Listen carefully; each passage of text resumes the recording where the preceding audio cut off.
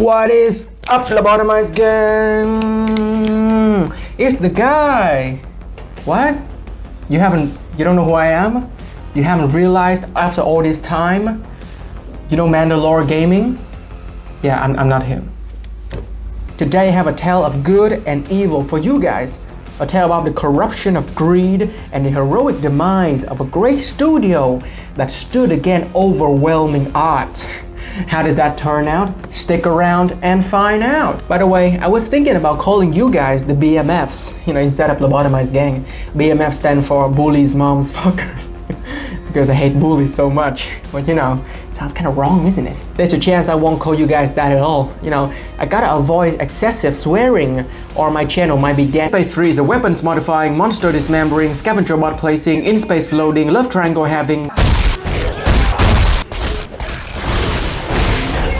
simulator. The game was developed by the great and unfortunately late Videogames, the people who made a deal with the devil and later found out the hard way that it was with somebody worse. EA. Dead Space 3 was released on PC, PlayStation 3, Xbox 360 on February 5th or 7th or 8th, 2013, coincidentally the year when these games are released, which I made videos about and you should go check out. I gotta say though, 2013 is like gold mine for video games essay guys, right? Man, just look at this delicious lineup of studio destroying bangers. Get! 2024 is gonna be a great year, isn't it, guys? Oh, it better be, or otherwise I fucking kill myself. On a side note, I did some research but come up with nothing as to why the game was released on different dates in different countries. Could be licensing issues if I were to guess. Comment down below if you guys have any answer to that. But whenever something strange or bad happens to a game, I would blame everything on EA, whether it's true or not. And I'm not sorry. The PC version of Dead Space 3 was originally exclusive to EA's Origins launcher, but this lapse in judgment was corrected when they decided to launch the game on Steam on June 18th, 2020. 7 years later, after the studio had already been murdered, its carcass used to stuff dirty yacht money for Andrew Wilson. Upon release, Dead Space 3 was positively received by critics and gamers alike, averaging in the above average 6 and 7s. Though opinion on the game varies widely, a common sentiment shared between gamers and critics is that the story feels sloppy and many action sequences fall flat. So it's like this: when sales from Dead Space 2 were not up to EA's expectations, unreasonable demands were made and preventable stress was placed upon Videogames to somehow turn people who aren't fans of horror games into mindless sims, rivaling those of Twitch Girls fans. This led to a tumultuous development process that led to a war between the developers at Videogames and the executives at EA. Needless to say, we all know how this situation turned out. But if you don't know, don't worry, stay tuned because we will be taking a deep dive into the shit cyclone full of twists and turns in the development section of the video. But first, let's see how the story. The game is admittedly pretty straightforward, just that the way it's told is similar to my reviews. Disorienting. You play as this dude, whose name Steve Pappus is Paul Mathis. What a long name. I refer to him as Steve, never mind, he dies immediately. You play as this dude. And when I see babies in a stroller, I just want to put my foot through the fucking thing and step on it until it's nothing but blood and pulp on the fucking pavement! Isaac Newton is an engineer living in seclusion on some random planet because the lobotomy session in the previous game gave him severe brain damage. Now he keeps hallucinating videos of gay furry porn. What a lightweight, am I right? I have daily lobotomy sessions and I'm still fine. Though I enjoy cartoons a lot more now. Anyways, you are tasked with finding your ex-girlfriend who has green eyes now and should consider firing her stylish because, look at this fashion choice. Hey, yo, over here. Here, look at, over here, what are you looking at? Focus. Realistically, when you take into account the character design from the entire Dead Space franchise, Ellie should feel right at home on these spaceships because she doesn't just look out of place, she looks out of space. The game begins with Dr. Love Triangle and Fred Durst from Limp Bizkit breaking into your apartment and recruiting you to find Ellie, who literally went to space to ghost Dr. Triangle, but he just couldn't take a hint. You then shoot your way through the city, fighting against soldiers working for a group called the Inner Circle, who hire this guy that just randomly blows himself up. Could have at least You then discover that these people from the inner circle are trying to assassinate Isaac because of what he knows about the marker and thus can stop them from executing their plan. But the leader bad guy must have had the same lobotomy doctor because only after he sat there waiting patiently for Isaac to come and look at the giant marker did he execute his plan. Naturally, you escape thanks to the armor given to you by the plot. And with the help of these guys who are assholes for no reason at all, you embark on a journey into space to find the ship that Ellie's in. After the action-packed intro with zero suspense and horror, you find yourself in space for a large portion of the game, exploring abandoned ships, trying to restore power while searching for your ex and her crew. The game takes place mostly in two settings, in space and on this frozen hellhole, Tau Volantis. Right off the bat, just like the food in MasterChef, the beginning of the game makes me feel like Gordon Ramsay, disappointed with a bad taste in my mouth. Similar to how Isaac feels in this situation, I'm just here because the game wants me to be here. Doesn't look like I have a choice. Not because I have any stake in the matter. This works in the first two games because even though you're thrust into these situations, the focus was entirely on Isaac. You root for him because you want him to survive. Here, you just literally dragged into a soap opera and forced to care about the people who are just a bunch of assholes with no character building at all. The only characterization we have is for this guy, who had to have won some award for the most annoying NPC ever. Hey, you wanted an engine? Here you go. It'll do. It's shit. Just like our plan. You think you can handle it from here? Yeah, Clark. I'm not an idiot. Luckily, he dies horrifically, and this is how Isaac reacts to finding his mangled corpse.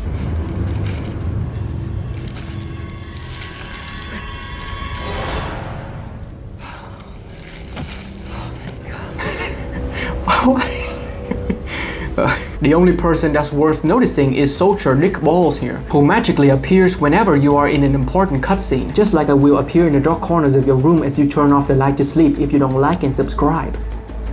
So if you don't like that to happen, then simple, like and subscribe. Cover is part of the co-op mechanic put into the game on request of EA as a way to keep up with the trend in the current gaming landscape, whose inclusion means that the devs had to balance the game around two players. So if you're wondering why there are so many enemies in a single encounter, this might be the case. This co-op problem also extends to the puzzles as well. As seen here, this is obviously designed for two people, or at least somebody who's not mentally handicapped like yours truly. I didn't have too big of a problem with it, but if you do, then you know who to blame.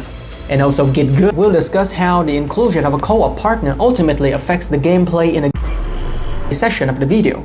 Right now we're discussing the story of the game only picks up after you crash land on the planet Tau Volantis. During Ellie's rescue, Isaac learned that there's a way to permanently destroy all the markers causing all of this chaos and put an end to the necromorphs one and for all.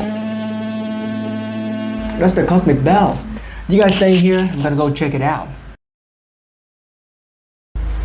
Hey, what's that? Outlive. It's Russian, it means from live. But who's live? It's me. Let's just grab it. I got a review to do, let's go. Well, there's definitely something in here, we just open it up after the review. Why don't you come over here and do it with me? Yeah, you go record the video. There's no seat here, so I'm not gonna stand there like a fucking idiot. Fine. I'm gonna sit in the void over here.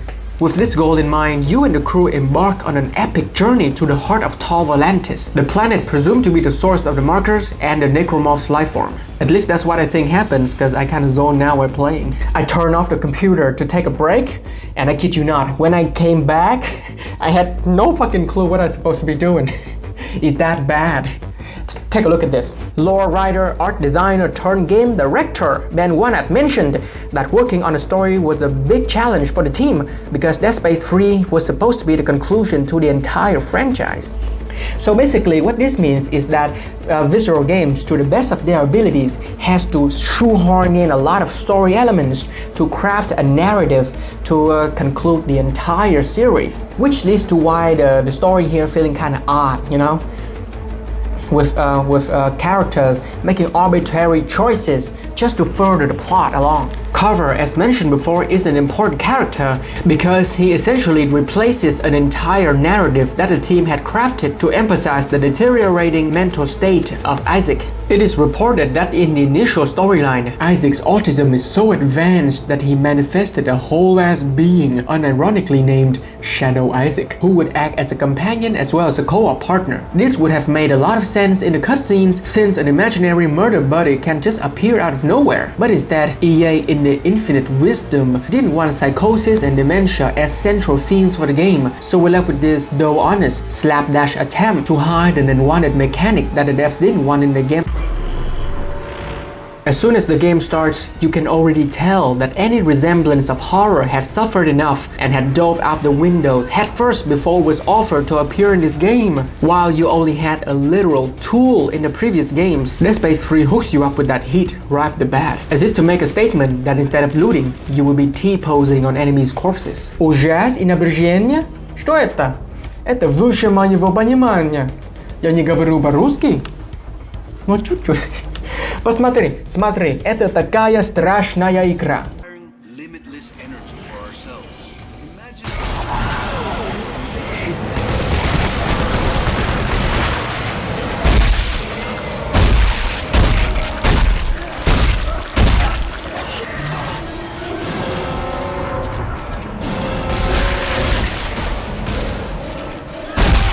Yup, that's pretty much all you get. There's no build-up to any of these encounters at all. As soon as you step into an area that looks remotely like an encounter zone, you bet your plum booty that 80% of the time, enemies would just jump out of some vents and make a beeline towards you. The game doesn't even pretend to care about horror or suspense. The guy from RoboCop pops out of some glory hole and the orchestra immediately has a seizure. I gotta say though, I'm not gay, but the game sure makes me feel like I am, because the other 20% of the time, the game just straight up spawns enemies behind your ass to clap your cheeks. Can we fucking stop with this shit? It just feels like a cheap way to artificially increase the difficulty, which is lower than the point of life I'm in right now. I suspect that this has something to do with cover, whose inclusion means that the devs had to balance the game. Well, we've done this part before, right? As if to emphasize the low difficulty, you are literally showered with healing items to the point where getting hit becomes more of an inconvenience than anything else. The Q on my keyboard is slammed harder than your bully's mom every night. But if you somehow run out of healing items, then you can craft medkits, as well as pretty much everything else you need to make the difficulty trivial, which is not a word I would use to describe the crafting mechanic. This ability to modify and attach different modules to a weapon elevates Isaac to godhood. This ain't Amnesia the Bunker. You are not some pathetic soy boy cowering in fear behind a door. You are the Isaac Newton. U.S. Clark, Isaac Clark. Men, women, children, animal, the disabled, you don't discriminate. You dominate. They fuck around, they find out. You want the vanilla experience? Pimp that broke ass second-hand cutting tool up. Now you're fisting instead of fingering. You like cooking? I got you, fam. Hook that shit up with a whole ass oven. Look at me. I'm the menace now.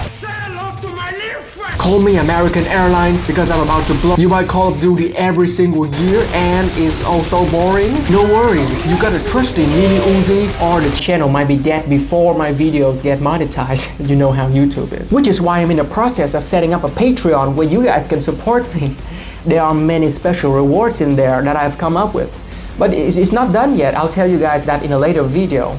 There are so many combinations that you can come up with. In my subjective opinion, this is the best thing Dead Space 3 has to offer and is one of the most intuitive crafting mechanics in video games. It's neither deep nor complex, but it gets the job done, you know? It gives you some goal to work towards, as well as incentivizing exploration, as well as corpse mutilation, which is made possible by the corpse stomp feature, which is one of my favorite activities. You know, only loot don't shoot out of people no matter how hard I fucking put my foot through. This video is definitely getting demonetized. So, you know, consider Patreon, guys.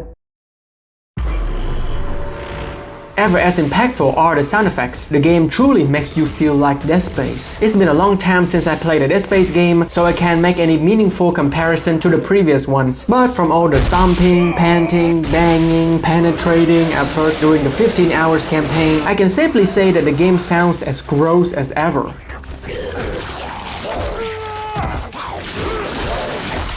Butchering enemies has never been more satisfying, with the wet sloshing of splattering gore shooting from the mutilated corpses that were once human beings, along with the crunching of bones as you put your foot through the enemies' mangled faces. The weapons in your arsenal also pack a punch. The base boosted quality of these guns makes sure that every time you pull the trigger, you can almost feel your arm trembling. The only gripe that I have with the audio is the music, more specifically the usage of it. Similar to drugs, there's nothing wrong with the music itself. It's the abuse and over-reliance that caused the problem. Here, whenever you enter any combat encounter, there's always a loud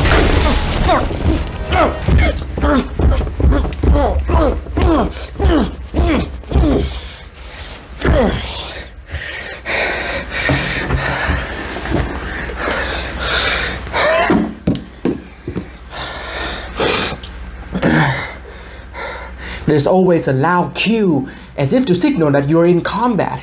There is absolutely zero subtlety to it at all. What is this, a fucking vegan convention? This over-reliance on loud and in-your-face music, in combination with the game's tendency to spawn enemies right behind you in every single battle, make the game feel cheap. It's like trying too hard while displaying a lack of effort at the same time.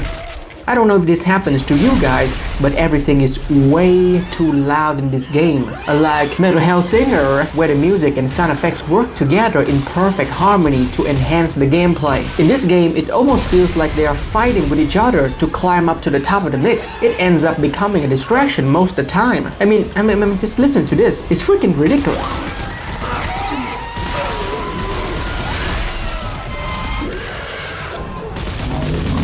But this is coming from a guy that cranks everything up to maximum and complains about it being too loud, so take it with a grain of salt.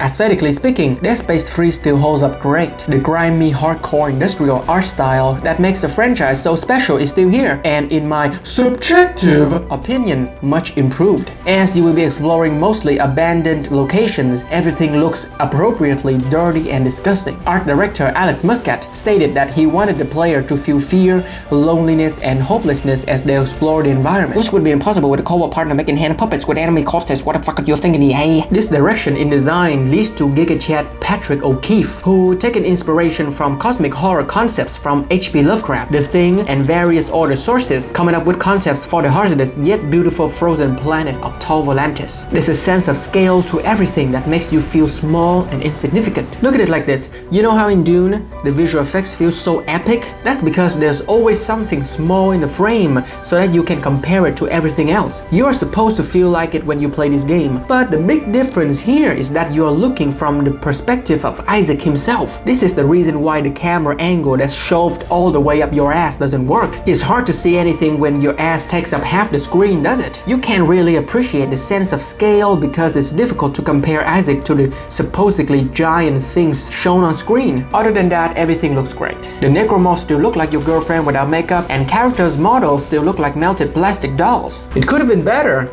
a statement which simultaneously sums up my entire opinion on this game. This takes us to the development section of the video, where we will discuss how so much potential was wasted because of rampant greed and disregard for the fanbase. True to the purple experience, any game that I review has to have a development circle similar to that of the 18 layers of Buddhism hell, which is called Naraka. Yeah, like that game on Steam, Naraka. Not to be beat by BioShock Infinite, a game whose face was dragged across concrete through a long and torturous development process. The circumstances surrounding the making of Dead Space 3 was no less painful. If the first Dead Space is Alien, with its laser focus on atmospheric, suspenseful horror that gets under your skin, making you feel vulnerable with each step you take, and the second game is Aliens, where focus was shifted to white-knuckle, adrenaline-pumping action sequences, then Dead Space 3 is somewhat akin to the aborted fetuses in Alien Resurrection, a writhing, malformed creature under constant torment, whose painful existence was the result of unethical decisions of an evil, greedy company, EA. Wayland Yutani. This is not to say that the game is bad. I'm sure you can tell if you're deranged enough to make it to this point of the video that I think Dead Space 3 is a good game. Not a good Dead Space game, mind you. Maybe because I'm easily pleased and not cynical for the sake of getting clicks, unlike AIDS. I like some positivity in my life, you know what I mean? Where was I? Yeah, the game is not bad. It's just mishandled. A prime example of how unchecked greed is the downfall of all things great. But in this scenario, the bad guys got away. The most notable fuck up in management was in the direction of the gameplay, which sparked a mini civil war between Visceral Games and EA. See, it all started after the release of Dead Space 2, which cost more to make, but cashed in roughly the same amount as the first game. Naturally, the executives at EA, who I don't think even know who a plumber is, even though one is fucking their wives every single day, consider this a sign of disappointment and failure, even though the game was, positively received by gamers and critics alike. A 2012 report showed Dead Space 3 was almost cancelled following the poor sales of Dead Space 2. Former designer Zach Wilson said on Twitter that the game cost $60 million to produce, going on to sell 4 million copies. He also said that it cost an additional $6 million to market the game. Quick maths! So 60 times 4 million equals $240 million, right? So the game made $120 million, and that was considered a failure? I mean, come the fuck on! In response to this situation, the team at Visceral Games felt like they had to include more mainstream elements into the franchise in order to appeal to a wider audience. This is similar to the Resident Evil 8 situation where producer Tsuyoshi Kanda said that Resident Evil 7 was too scary for people to finish, so they had to make the next game less scary so that more people would play it. This decision to pursue mass market appeal would ultimately mean further diluting the core of the franchise, incorporating even more action elements into it, effectively turning the game into a third-person shooter in the process. Another element that game director Ben wanted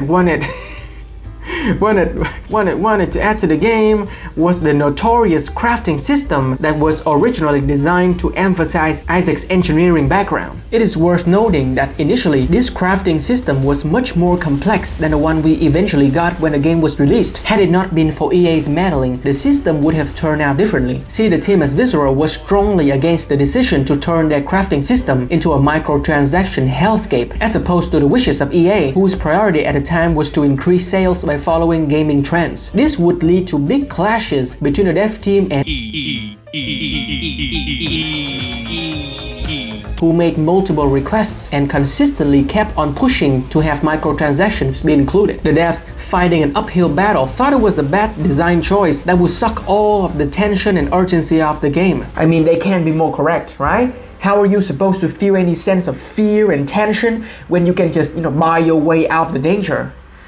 Yeah, who needs careful resource management in your survival horror game, right? Anything is possible as long as your credit card is big enough and your brain damage severe enough. This absolute debacle sadly ended with the devs reluctantly keeping microtransaction in the game but making it optional, and resources can be mined using the drone. These digital resources in the game could also be purchased using real money as part of an IQ test to see how fucking stupid you are. Sadder still is the fate of the devs who stood against EA and their anti-consumerism bull. After the production of Dead Space 3 was finished, some of the team remained to complete work on the DLC episode Awakened, while the rest were dispersed to work on other projects, seemingly a punishment for their kind-hearted rebellion against a soulless overlord. Side note, and I don't mean no disrespect towards the game developers or Ben Wanat here, but he was only the art designer for the Necromorphs as well as the background lore writer before becoming the director for Dead Space 3.